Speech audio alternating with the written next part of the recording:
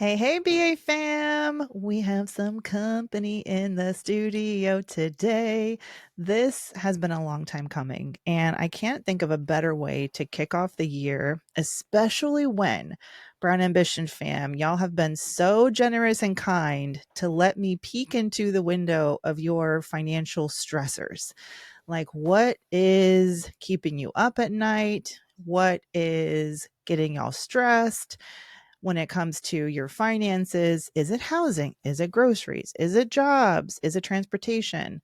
And I have to say, I'm going to share some of those survey results with y'all. But because of the results, I just knew I had to do an episode all around the dirty D word, debt. Debt, debt, debt, debt, y'all. One of the most viral clips from Brown Ambition of 2024 was when Mandi Woodruff-Santos, raised my hand and I said, yeah, I'm in a bad financial place too. I'm in a tough financial spot. Like, housing is so incredibly expensive. Taking care of these babies is so incredibly expensive. It's like, I don't have one mortgage, I have three because childcare, right? And BA fam, overwhelmingly, y'all were so compassionate, but you also shared your stories. And that's why I decided, let me actually do a survey of our audience. It has been a long time. And because of that survey, like I said, I just knew that I wasn't alone. And Brown Ambition was literally created so that we could have a non judgmental table to come to. Y'all can feel like you're sitting across from your sister friends and we can get through the tough times together. So, in 2025, to kick off the year, I had to invite some friends along for the journey as well. And I couldn't think of a more incredible pair than the two women who are in the studio today. So let's give a warm BA fam welcome to today's company. We have Dasha Kennedy, aka the Broke Black Girl. Y'all may know her from these internet streets. Dasha has been a guest on Brown Ambition before, and today she is here. She's a trailblazing financial activist and educator who's committed to transforming the world of finance into a more equitable and accessible space for women. And she is joined by her partner in crime for the day, Natalia Brown. If y'all haven't heard of Natalia, you must get to know my friend, my new friend now. She has spent, what is it, nearly a decade now working at the National Debt Relief. She is the Chief Compliance Officer and Consumer Affairs Officer at National Debt Relief. And Natalia and Dasha are here today because Dasha partners with National Debt Relief. And I want to talk to y'all about the word that is keeping me and our BA fam all up at night. So we're going to talk through, hopefully, a little bit about how the heck a company like National Debt Relief even works, because I think I told Natalia when we first met, I have some questions. Debt relief agencies get a bad rap. There's a lot of confusion about what they do, what they don't do. So I want to get to the nitty gritty of like, how can y'all help consumers? And then Dasha, you're always giving incredible finance tips to your audience and real world talk. I know because you're raising two boys. We all have two boys each. Yep. Did we decide that? That's a crazy coincidence. And I know that you've got some real incredible tips for our audience as well on how they can start tackling their debt. So, without further ado, welcome, ladies. Thank you for having Hi. us. And Hi, just VA for the fam. say hi, VA fam. So, can each of y'all just say a few words so that people can get used to your voice? Because don't you know when like you're on a podcast and you hear three different people, and you're like, who dat? Who dat? So, Daisha, you go first. Well, I'm Dasha Kennedy, creator of The Broke Black Girl. I'm super excited to be here today just to talk about debt too, because like you said, I think debt within itself gets a bad reputation. And when we really talk about it, we find out that it's not this boogeyman that it's been made out to be. I don't believe you. I think it absolutely is a boogeyman, and No. it's on my back, Daisha. Okay. So Daisha got that real southern. Where are you from again? From the Midwest, from St. Louis, Missouri, born and raised. Oh, St. Louis. I was like, it's country, but it's not. Yes. It's that Nelly country. Okay, gotcha. Yes. But now you're in Atlanta, or where? Yes. You're in Yep. the A. Okay. All right. Get a little southern flavor. All right, Natalia. All right, your turn. My turn. So I'm Natalia. I just go by Nat most of the time. And I love that you said that, Mandy. Um, debt doesn't have to be a boogeyman, but I know it feels that way. Yeah. But all you need is a plan, and it always feels better once you have a plan. You know what direction you're going in. And there is a lot of stigma. There's a lot of stigma around debt itself, around debt relief companies, what we do, what we don't do. And the reality is that there are laws that are in place to protect consumers. That is my job, is to protect our consumers, and I'm always putting people first. So I think we can talk about that at length, and I hope you feel better at the end of it. Oh, that's kind. I hope that y'all feel better too. But at the very least, feel better because you are not alone. So, according to our survey, and I'm happy to hear, Nat, if you guys have done any data, but like, we get it. People are in debt. Like, the economy right now for me is like, yeah, businesses are making money, but they're making money because things are so much more expensive. And us underneath that, like everyday working class Americans, we are getting squished. So, BA fam, over 50% of y'all said you were somewhat worried about your finances. 20% said you're very worried. And there's another 20% that are extremely worried. So that means literally everybody who listens to this show is a little bit, at least somewhat worried about their finances. And so many of you guys are very worried. And number one on the list of biggest sources of financial stress, can you believe it's paying down debt? 58% of our listeners, more than half, say that paying down debt is the biggest source of financial stress.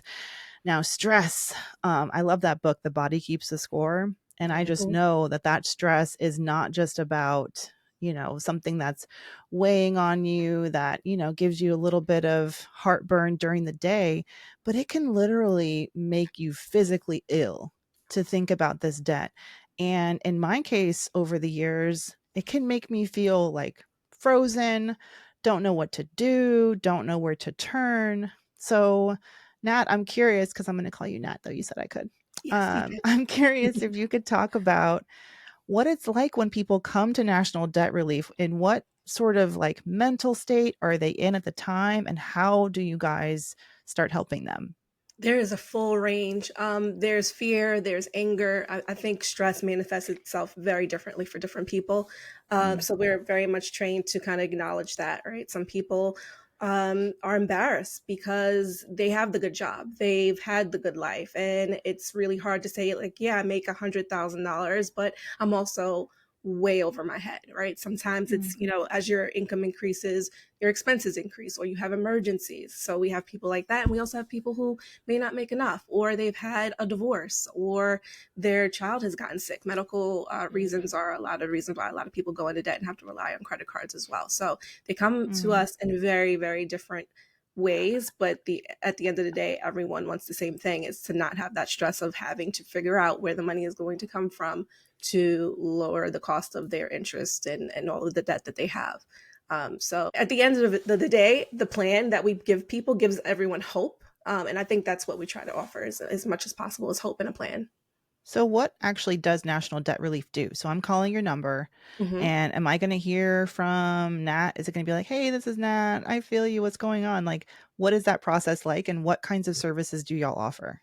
Well, I hope so. Someone on the phone. It won't be me, but it will be someone on the phone that is A welcoming for human, sure. not A like Chat human, a GPT. human, not a computer, not a AI voice, because that's a real thing these days. An actual Mm. human person will answer the phone, ask some very simple questions, and really understand what the debt landscape is. Like, what is the unsecured debt? Is it credit cards? Is it medical debt? Is it repossessed debt?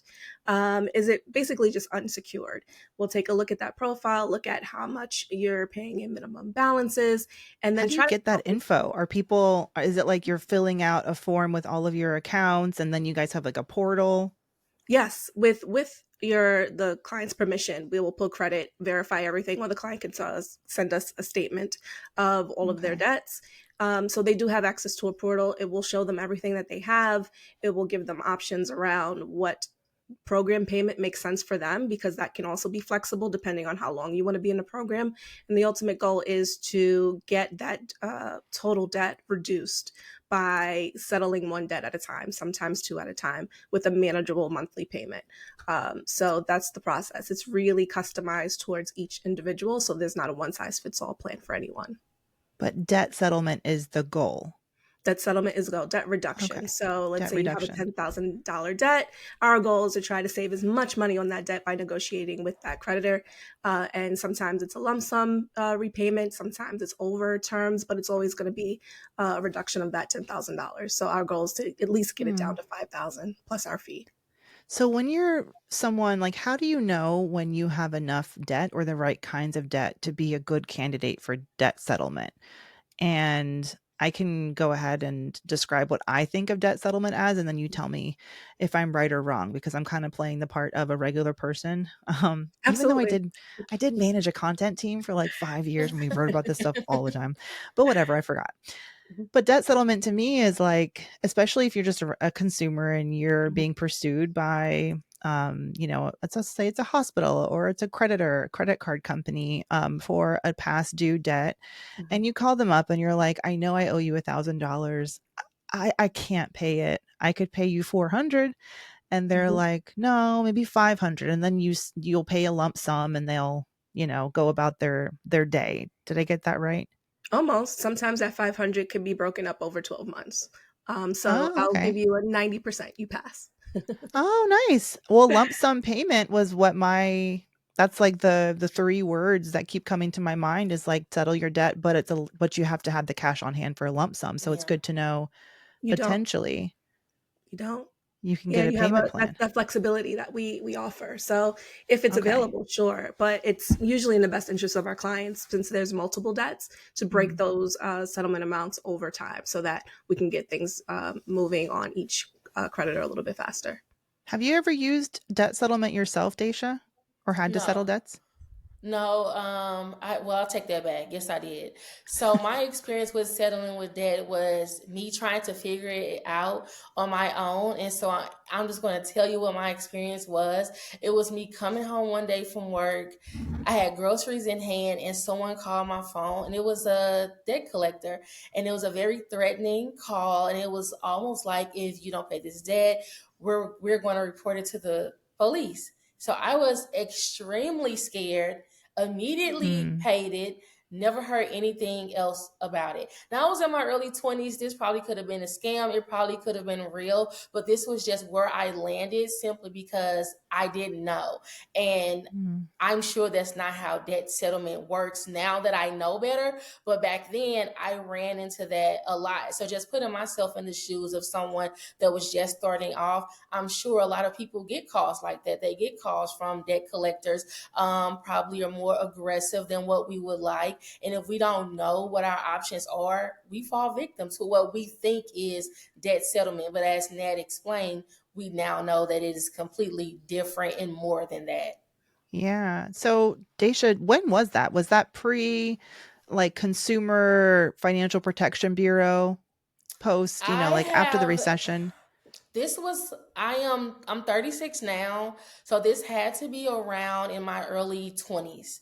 So this Okay. had to be in my early 20s when this happened. And again, I was just so afraid that I just immediately paid it. And I was young, very new to learning anything about money. I knew that it was a debt that I owed, but I didn't know my options. I didn't know who to call. I didn't Mm. feel comfortable asking for help. There's a whole stigma around asking for help. So when I got the call, I just wanted the problem to go away. So I just paid whatever they told me to pay.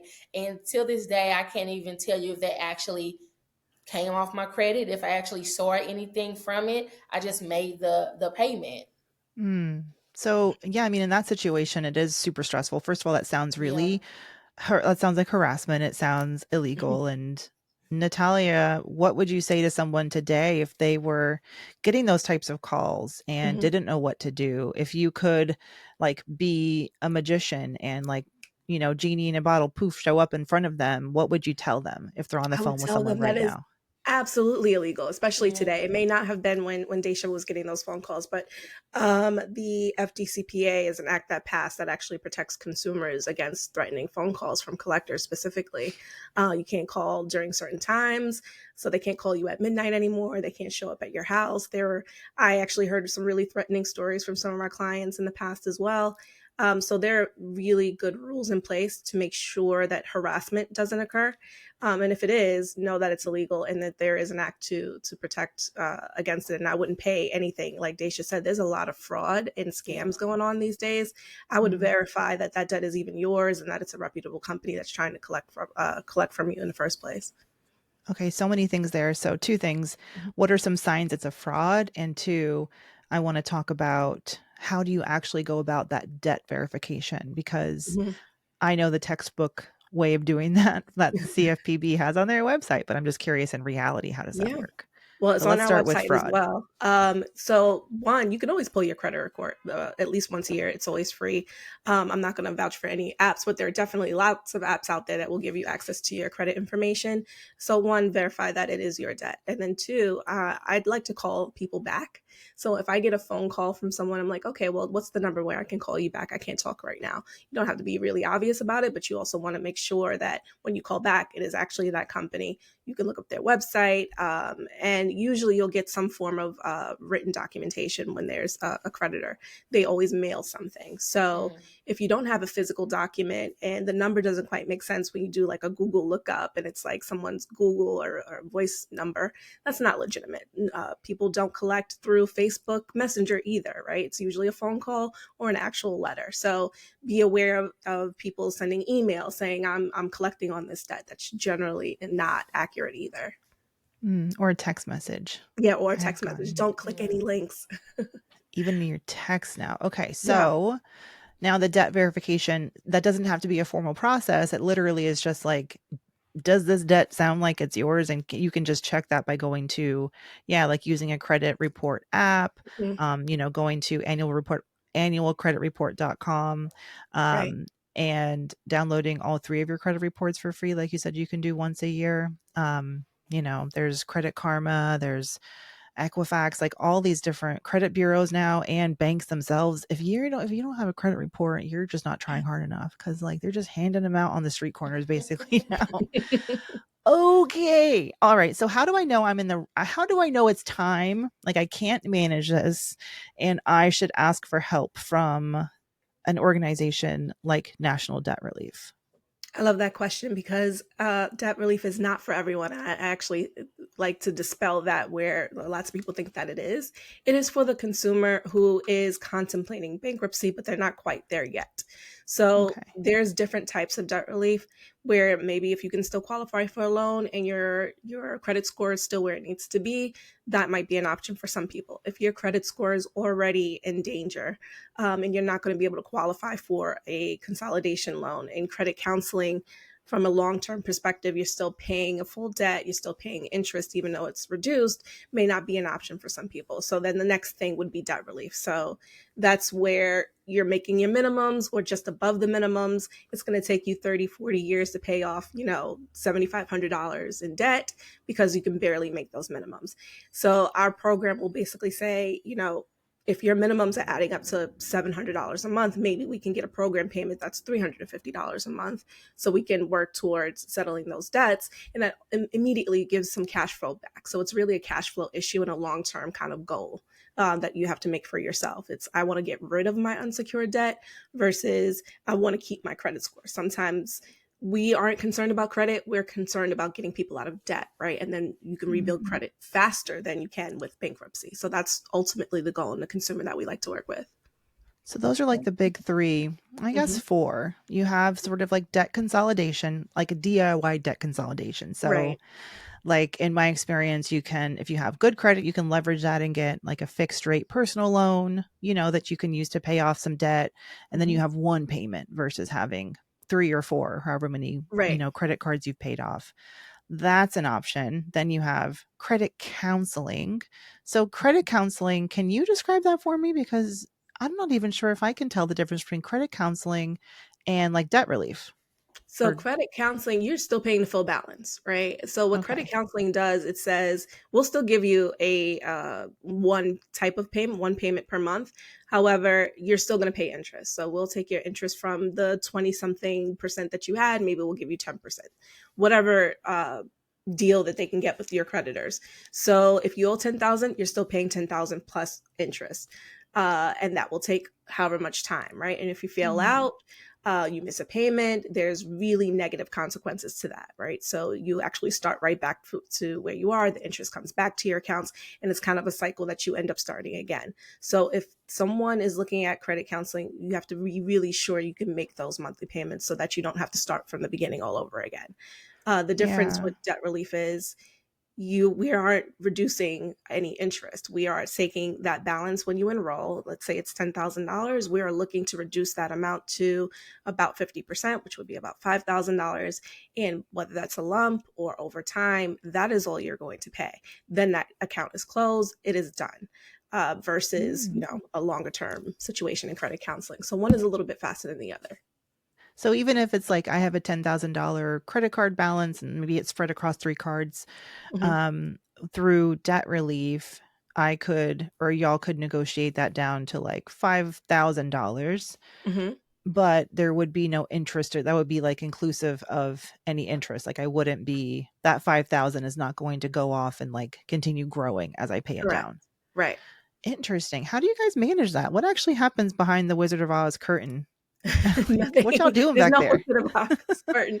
We basically, when a client enrolls, that's the balance that we work with, right? So there might be interest that does accrue, but when we look at that and when we give a quote to a consumer, we're basing it off the day that they enrolled into our program. So when we get a settlement, that's what we aim to do. It's a matter of building the relationships with our creditors. There's leverage, right? We have hundreds of thousands of clients, so we do a lot of work to make sure that we can negotiate the best rates for our consumers because we actually have leverage for our consumers because there's such a big Hmm. client base that we can work with. Interesting. What are some of the biggest like clients that you guys do work with? You mean banks or Would it be like debt loan? banks or is it like credit issuers, Both. lenders? We work I with guess. lenders, we work with first party banks, we work with debt collection agencies, and there's this thing called debt buyers. Those are people that buy debt that couldn't be collected on before and it kind of gets sold over and over and over again. Mm, We work with them as well. So anyone who is an issuer or is collecting on unsecured debt, we work with them. okay. So because you guys have such a big portfolio, I'm Mandy, I enroll in debt relief, then you can say it's are you even like calling up my personal creditor and talking about me and my debt? Or is it like I'm calling on behalf of the 75 consumers. I have all their information and we want to get their debts collectively down. It depends on what's best for the consumer. It really does Okay. depend because each issuer and collector has different rules and parameters. So there are definitely times where it's an individual, like this is the person that I'm helping right now. I actually used to be a negotiator. And there are other times where a debt buyer, for example, might say, hey, we've had this on our books for a really long time. We'll give you a really low percentage if you can give us at least however many. So we'll go through our database and try to figure out who can afford those kind of fire sale settlements, right? So it could be a little bit of Mm. both. It just depends on what's best for the consumer and what's the best timing, how much money is available. There's a lot of different factors that go into it. Are there sometimes like we've talked about older debts before? Is are there sometimes like for either of y'all where it doesn't make sense to like settle older debts because maybe they're about to fall off your credit report? It depends. Different states have different rules, unfortunately. So there Mm. are states where, yeah, it doesn't make sense. There are other states where, the statute of limitations, I think is what you're referring to, may be different. Some places it's 7 years, some places it's 3 years. So it depends on the state. And it depends on when you last made your payment, when you last made contact. Each state has weird rules. So sometimes yes, sometimes no. So we definitely have a database that kind of tells us when it doesn't make sense. God, I have like PTSD from putting together a crazy chart. When I was managing that content team, I was like, let's do a chart and it's going to be every state and every type of consumer debt. And we're going to tell you what the statute of limitations are. Can you imagine what a pain It's and so what a complicated. nightmare? You're in compliance, it's like, I wait, do. what? So depending, like, do you work with people in every state across the country? Just about. Okay. So there's maybe 5 states that we don't operate in, but for the most part, we are in every single state, or at least can offer debt relief in every single state. Yeah. Okay. Gotcha. All right. Now, how do y'all make money? So we You do as a charge a fee. business.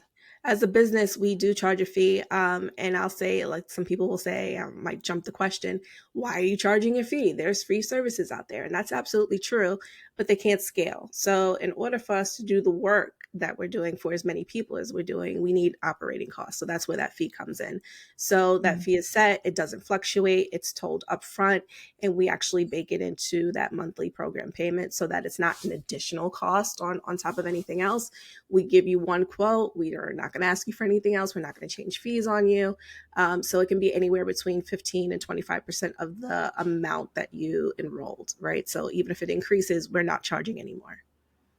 Okay. Does it often increase? Because that's one thing about debt, man. When you're trying to get, Yeah.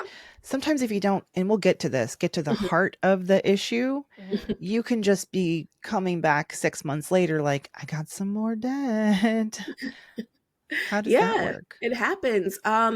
Well, reporting on credit reports is not always accurate, right? Sometimes Mm. there are things that are not reporting that pop up later that we'll add to the program for our consumers. There are other times when it actually happened to me when I bought my first like furniture set, and I didn't understand Oh, that Lord. 0% interest for 24 months. And then it all hit me at once. So I got myself into a little bit of trouble, and that will happen as well. So those promotional kind of debts that people think are really great, and then you get hit with a bunch of interest all at once, and that balance kind of doubles overnight. That happens as well. And then, to be quite honest, people can find themselves in desperate situations and may need to swipe that card while they're in the program, and it happened to be still open because they blew a tire and they couldn't afford that emergency. So there Mm. are a bunch of different reasons why it might increase, but we tend to just work with each individual consumer and have those conversations depending on what the situation is. Yeah, that was something that I had. That was a like an idea that I had about about debt relief from before, is that you have to get your accounts closed. Like you can no longer use them. Is that the case?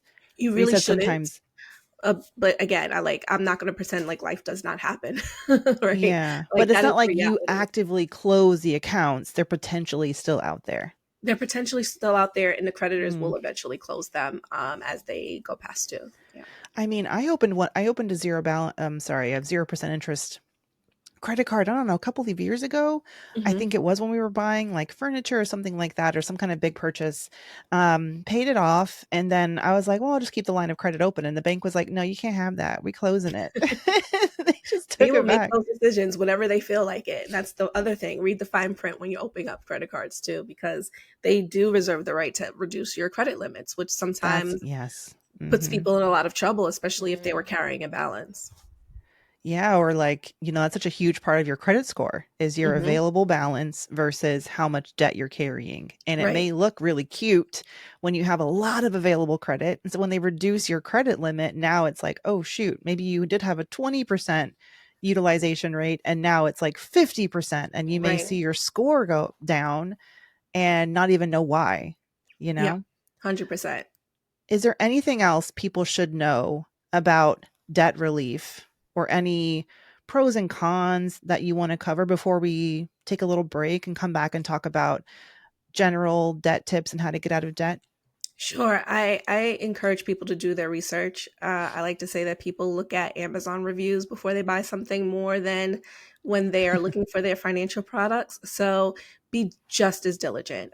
Don't take my word for it. Don't take Dacia's word for it, or even Mandy's. Like, do your research. Look at the BBB. Look at CFPB. Go to the review sites. See what other consumers have to say, because, like you said, there's a community of people that have already experienced this, and they can actually speak more truth and be more credible when it comes to what to look for. And just make sure that these are accredited companies.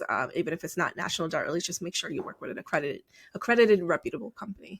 Oh, okay, accredited. Okay. Mhm. Oh, and I know what I forgot to ask about bankruptcy. You mentioned bankruptcy. So like if you said if you're someone who's considering bankruptcy but you haven't filed yet, debt relief may be a step before that. Why Mhm. is that in particular? Because with bankruptcy, there's a potential, depending on which version of it that you file, where you could maybe get a lot of your debts forgiven in full. Yeah.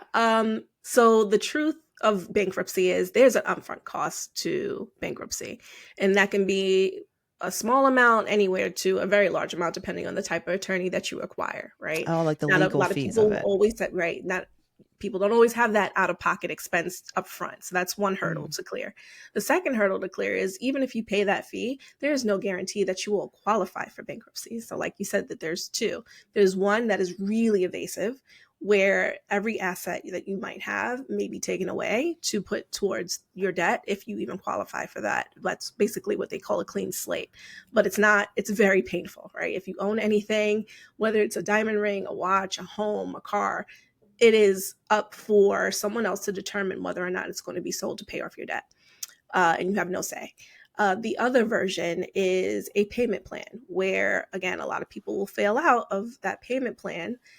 You paid it up to a front attorney, you get a payment plan, you miss a payment, you start all over again. You failed out of bankruptcy. So now you're at square one. If you want to try to file again, you pay those fees again.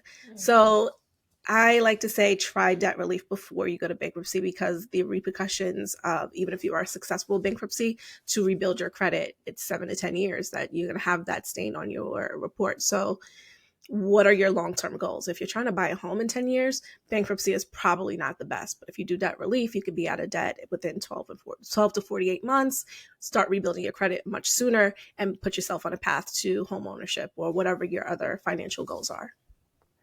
Yeah, it sounds like there's so many like I mean, it doesn't sound like it's one of those trickiest things as which option is best for me. It's Mhm. so nuanced and any of these options may be right for you. So like credit counseling, debt settlement, filing bankruptcy, even just floating it with debt consolidation loans or Mhm. whatever. These are all just like different options that I'm hoping by having this conversation, we're opening y'all's minds up to it. However, I think it's going to be a very personal choice and Nat. So if someone calls National Debt Relief, they don't have to, there's no pressure to like get a plan today, right? But it can be one of the steps they take toward figuring out if it is a good fit for me, Yeah, it's absolutely a right? free consultation, and we Okay. actually do discuss all the options and give you that Okay. information. It's up to the consumer to decide if what option is best for them, but we do provide all of that information, have Oh, I in-depth love that. conversations. Okay. Yeah, because sometimes it's like if you go into a restaurant and you see the menu and you're like, I don't want to eat any of this stuff. It's Right. so hard to like go. I don't know if you have that like someone listening is like, oh no, you're just giving me secondhand anxiety. But having to get up and be like, I'm so sorry, I don't want this kind of food and leaving I've done can be. that. Have you done that? I have. See, I love that. But you're a negotiation queen like me, so you're not afraid. All right, so let's take a little break. And when we come back, I'm going to get Dasha in the hot seat because Miss Broke Black Girl, you need to help us not be broke anymore. Okay. Let's get it. Please get us rich. All right, be right back, BA fam. All right, I am back with my guests, with our company. We got Dasha Kennedy, the broke black girl, and we have Natalia Brown of the National Debt Relief. What is it? The National Debt Relief? What? Or am I It's messing that just up? National Debt Relief. You can say Just it however you want to, National Mandy. Debt Relief. Yay. In the studio. So, oh my God. I mean, we've been talking about debt, y'all, and it's been a little uncomfy, but I'm already starting to feel personally a little bit better. And at least like, let's kick off some conversations. As we've always said, when it comes to financial advice, you want to get it from a personal source, someone who knows your unique situation. So all of this content, all this conversation is just for educational purposes, y'all. We're trying to help, trying to give y'all some questions to ask, some ideas, just so that you can actually start tackling the debt that you may be carrying that is, like I said, snatching your sleep away from you, right? Okay, so Daisha, talk to me about what happens when you're staring at a bunch of debt. And we've talked about some solutions to like getting rid of the debt, but how do we get to the underlying, what usually is happening underneath that debt that is causing it? And how do we like nip that in the bud so it doesn't happen again? And you can't tell me I have to give up my children because I know they are the source of my financial strength, but I love them. What do I do? I think the first thing that's really important is for us to understand that this being in debt or dealing with debt is something that we all go through. It's just one piece of our personal finance journey. And I think when we humanize that, it makes dealing with this so much easier when we realize, like, okay, debt is a tool. It doesn't define who I am. I don't have to feel bad or guilty or ashamed because I've landed in debt. So I think when you are first looking at all of your debt, looking at all of your numbers, that's the first thing to realize. Like, I'm not a bad person.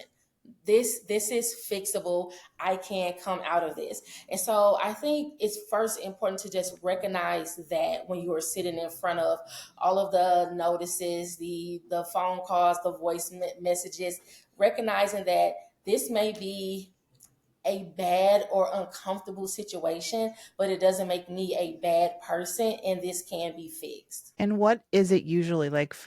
I mean, is it as simple as you're like, let's say it's a classic situation where you're just not making enough to meet your expenses? Like, how does that, and especially if you're someone who used to have more than enough, but like your Mm-hmm. expenses have increased and you may not feel comfortable like with the idea of budgeting and like having to figure out something different. Like, what's your advice to someone who's maybe not so used to that, and like to get them to actually start looking at their budget and what they can trim or Yeah. what they can add or take away so that they can actually start chiseling away, chipping away at that debt?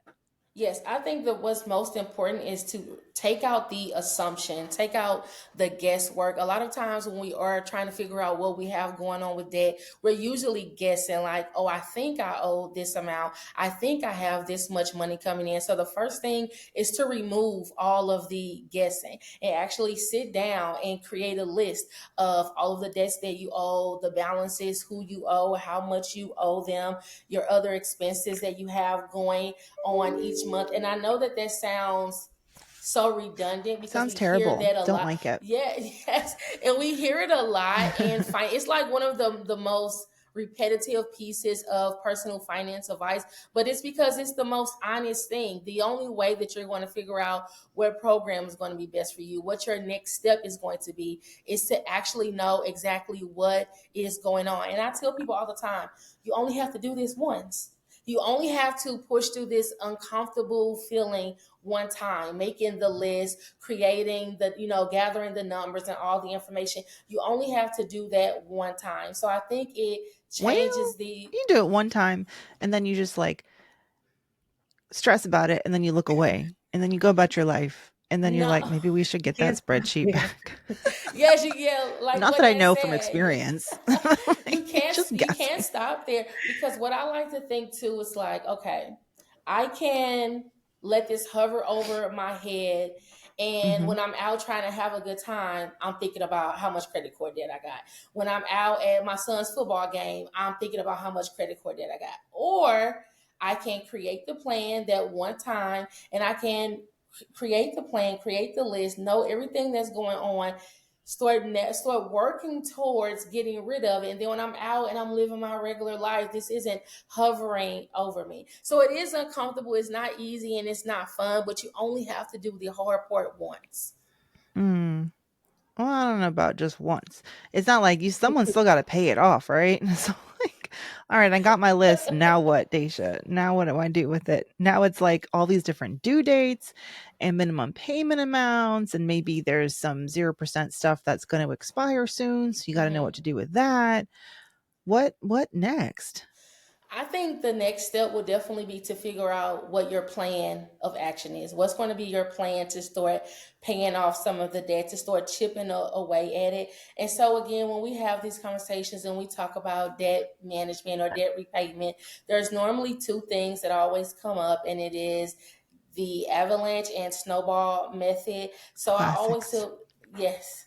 Yes. So for me, if anyone is familiar with my content, I am the queen of chipping away at things in small increments. Why? Because it is the motivation that sells me. This having a bunch of debt hovering over your head, that's not always motivating. That's not always exciting. But if I can find a way to chip away at this in small increments or just make small changes, that gives me something to look forward to each day. So that takes away being scared of the boogeyman, of the large number. So now I can Mm. chip away at this in small doses, and it's motivating, it's encouraging, it's something that you want to keep doing. So in your book, which is going to be coming out in March Yes. 2025, so just a few months from now, in Yes. your book, is there a chapter on debt or more than one Yeah. chapter? Oh, yes, Okay, absolutely. so is it the snowball, the avalanche? What kind of method do you like? What's working for your followers? So for me, it is the snowball method, but it's like it's with the twist. So it's the snowball method because what I've seen work the best is it being a motivating factor to getting out of debt. When we are dealing with, and so now we're going to have us a deeper conversation. So when we are having Let's go. conversations to mostly Black and brown women, we already know that more than likely we're going to run into some income issues. We're going to run into women who are probably taking on the brunt of the financial responsibilities of the household. I see this a lot in my community. So sometimes it's discouraging to say you have to pay X amount of dollars, $100 or more towards a debt. Immediately, I'm going to think about how much of my quality of life that I'm already probably scraping by is going to change. But if someone Mm. tells me I can chip away at this in $25 increments and slowly but surely increase that by $10 every week, doesn't sound like much, but now we have a good thing going. We have a good habit established. We have a few good not programs, but patterns set up. Now we have changed it to where now it's more motivated and I'm more excited to do this while also not having to take away from a pot that's probably already empty when I first started. Yeah. So the debt snowball, break it down for us. It's been a minute, but I know BA fan, y'all been listening to this show. Mm, Some of y'all's been riding since the beginning. We're about to do our 10th year. Can y'all believe that? This is, Congratulations. yes, yeah. Well, thank congratulations. you. I'm very excited. But also I feel like an old crusty, like you mentioned some of the old personal finance advice. It is like broken record because Yeah. it's like it is what it is. It's Yes. money. You got it, you don't. The math is math and math. But at the same time, like these concept of snowball method, zero sum budgeting, debt avalanche, like I've heard about them, but like let's reintroduce it, make it fresh, make it new. So talk about the snowball because you said you like that one. And Yes. there's actually a study that shows that the snowball is the most effective, right? It may not save like the most overall because Yeah. of the difference in how you structure your debts, but it has that, like you said, it has this like this flywheel of I'm getting something done a little bit at a time. I'm seeing the balances go down. That can get addicting and can like Yeah. make sure that you stay motivated. So break it down for us, Dasha. Yes. So when we think about the snowball method, it really is you focusing on the smallest balance first, and you're paying that off, and then you use that amount to pay towards your next debt, and so on and so on. So think of just like a snowball rolling down the hill. It starts off small, but as it goes down the hill, it picks up momentum to eventually you have a lot of money, a lump sum or a huge ball that you can apply to your last debt at the end of the snowball method. So the beauty here is that when you are done, now that is a lump sum of money that you can either save, invest, or put back into your quality of life on a monthly basis because you have already gotten used to living without that piece of money. And so Mm. I like that a lot because granted, it may not save you the most money in the long run, but I don't like to look at things dollar by dollar because doing the avalanche method, let's say I save a lot of money doing that, but what would I have paid for it really, mentally, emotionally? I would have paid for that somewhere else that I'm probably not willing to pay that cost for that. And the So with avalanche this, is where you do it from interest rates. yes, So like you're paying down. It makes sense. It's like yeah, most expensive debt goes first. And it's yes, like order it by your APRs, by whatever you're paying in interest.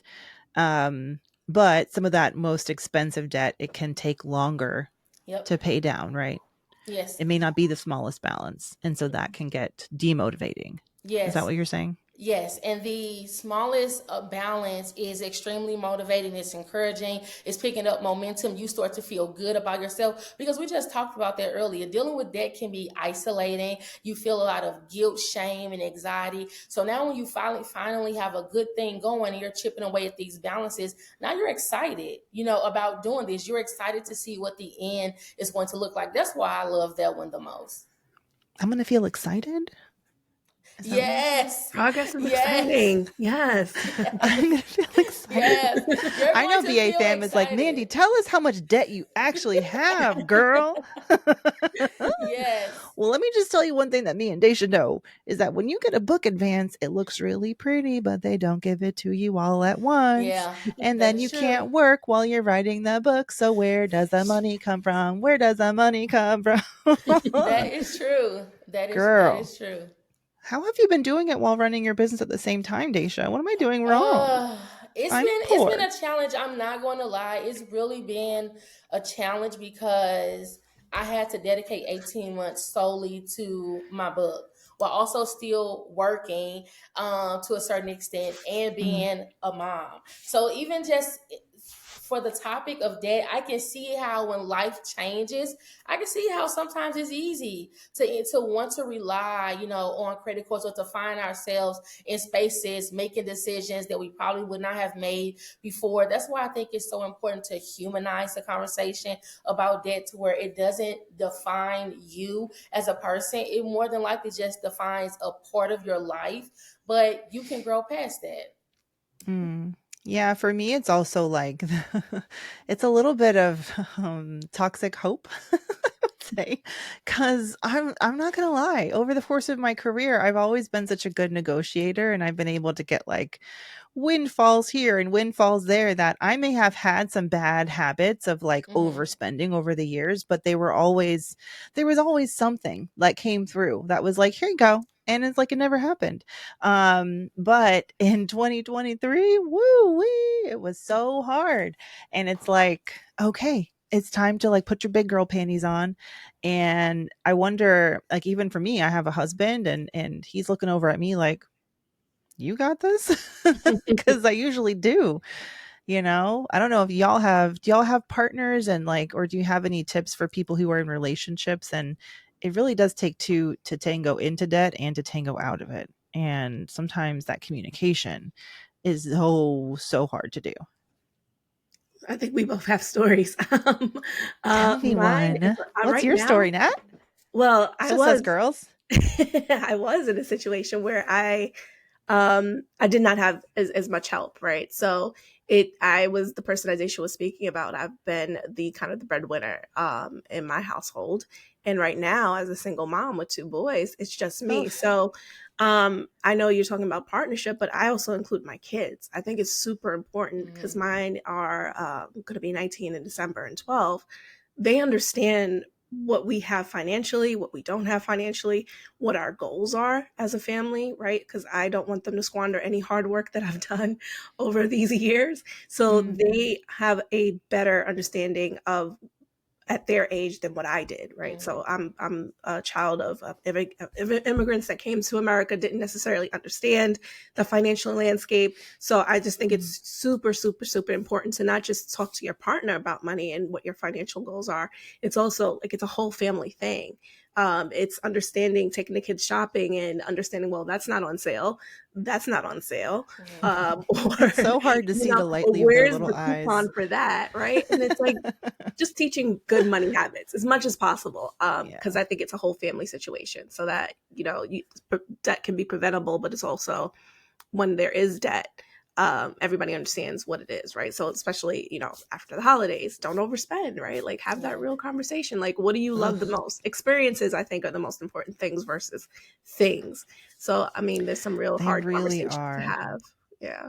They really are. And then when I have two little babies. I mean, I have a 4-year-old and a 5-year-old and a 1-year-old. And the past few years, it hasn't been so much about well, it's all about their experiences. And one Hmm. thing, the early childhood entertainment industry is just booming because there's it's like all the solutions to entertain your children cost money. You Yeah. know Mhm. what I mean? Everyone's like, well, just get a babysitter and just get, have them stay extra at daycare and aftercare and this and that and the third. And I'm like, or go to the trampoline park on a rainy day or go to the museum. I'm like, bro, when you're paying for a family of four, that shit adds up. It Mm-hmm. It's does. wild. Birthday parties, my God.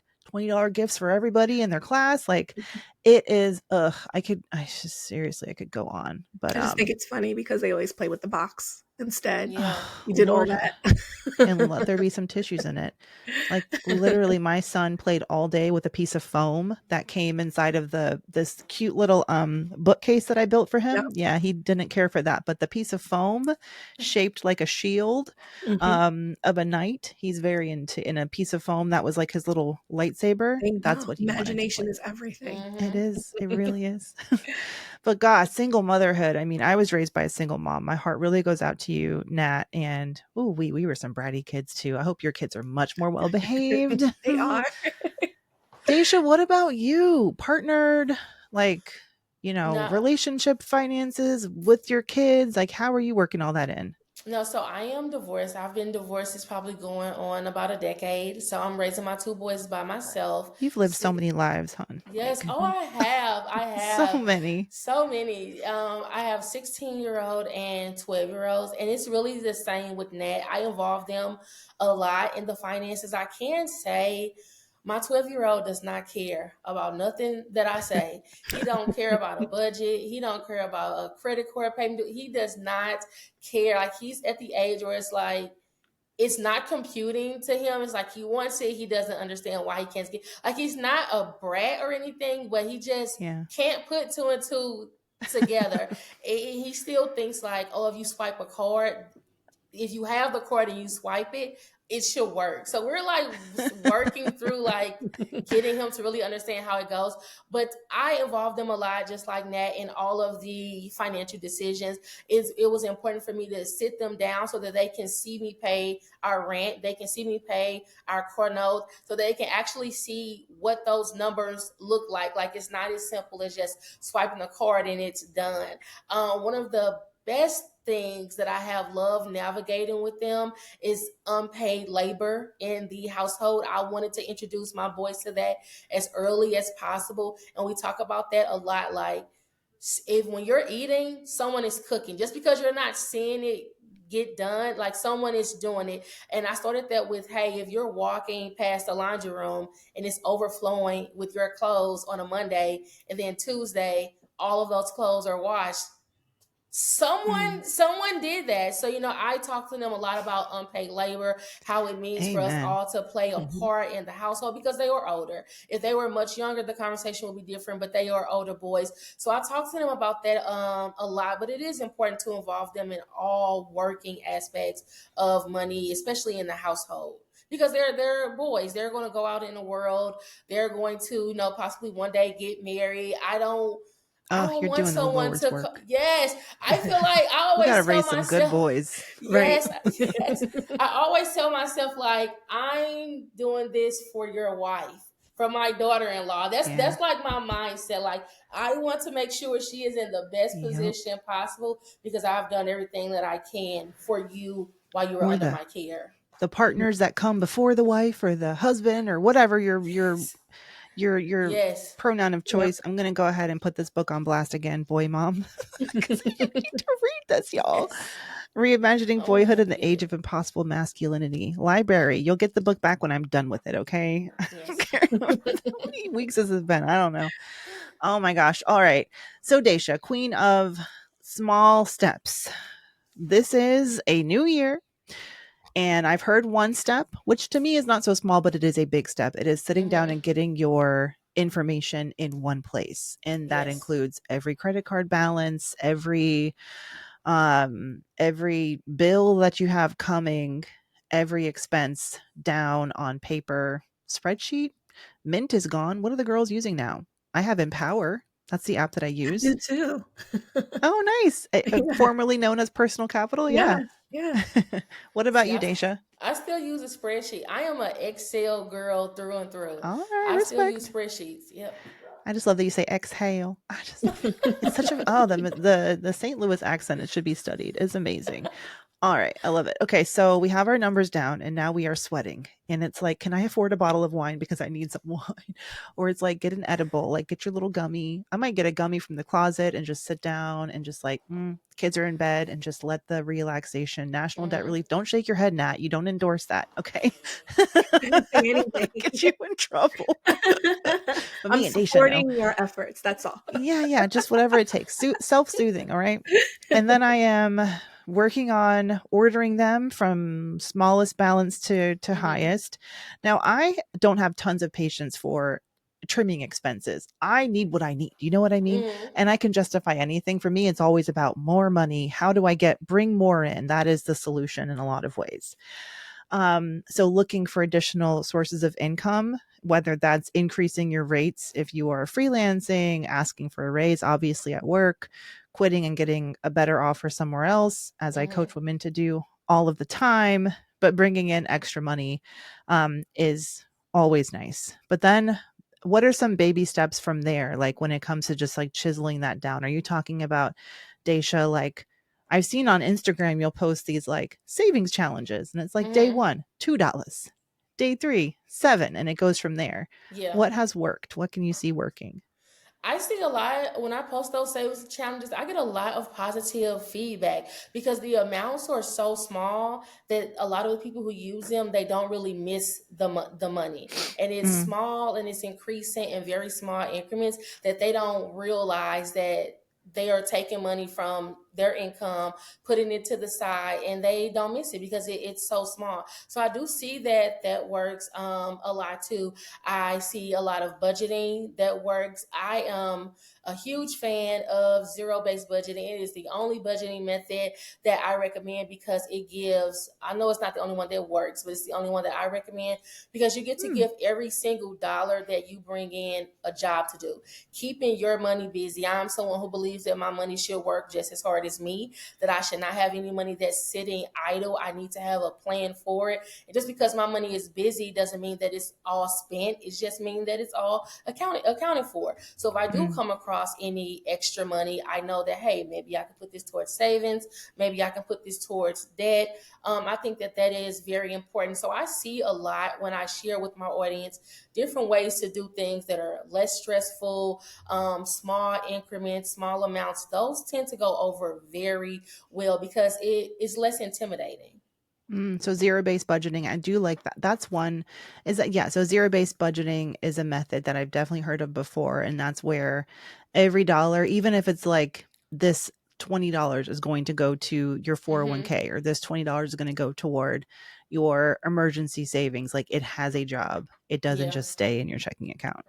Yeah, and I think that that's such a good approach because it's been so many times, especially when I first started out, I'll look at my bank account and I'll say, "Oh, like I got an extra $200," and then I'll spend it. Then I'll realize, "Oh, I didn't pay the light bill," or "Oh, I," Yeah. and so now I'm stuck in a cycle of payday loans, which is exactly how I ended up in debt in the first place because I wasn't accounting for all of the money that I was bringing in.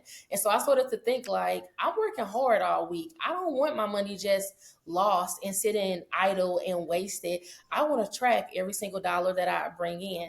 And that's not to micromanage, but you do want to be involved with what's happening with your money, what's coming in and out of your account. Okay. Zero-based budgeting. We're going to post a link so you guys can learn more about that.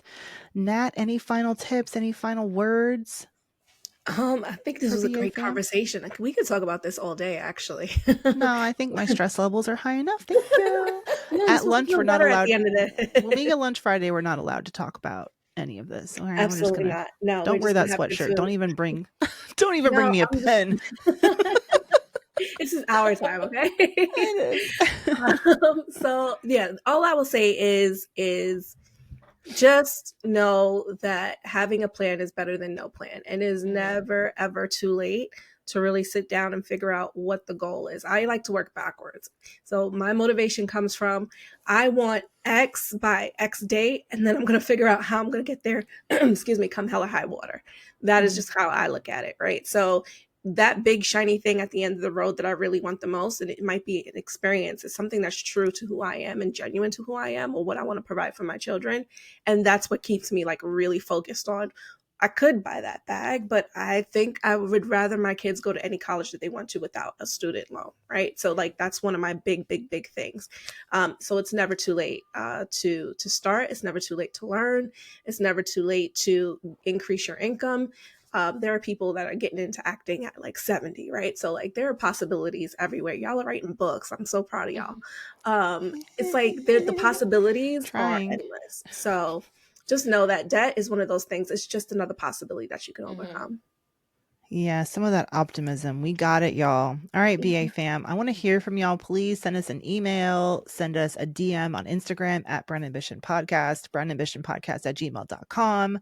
I want to know how you felt about this conversation and what are some of the baby steps you're going to take to start tackling this debt, because I want to do this Brand Ambition listener survey in 6 months and I want to see that we are handling business. Okay. We got our Olivia Pope crisis management white hats on.